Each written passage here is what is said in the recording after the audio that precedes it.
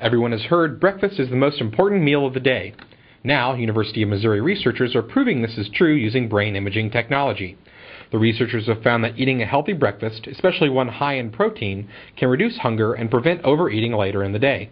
The researchers studied teenage girls who typically skip breakfast. By using MRI technology, the researchers observed that participants who didn't eat breakfast showed high levels of brain activity related to food reward and pleasure later in the day. When participants ate a high-protein breakfast, that brain activity was reduced.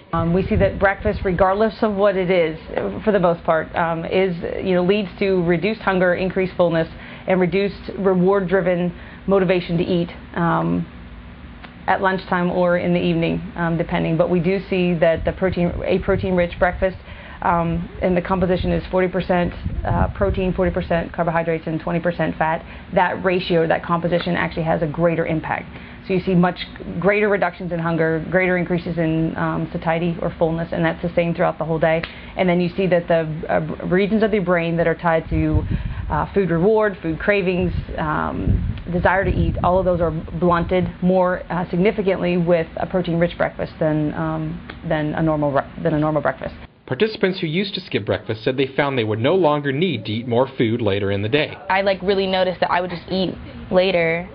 I think I was making up for not eating earlier, I guess. I don't know. But energy-wise, I think it was maybe a little bit more energy, not as tired.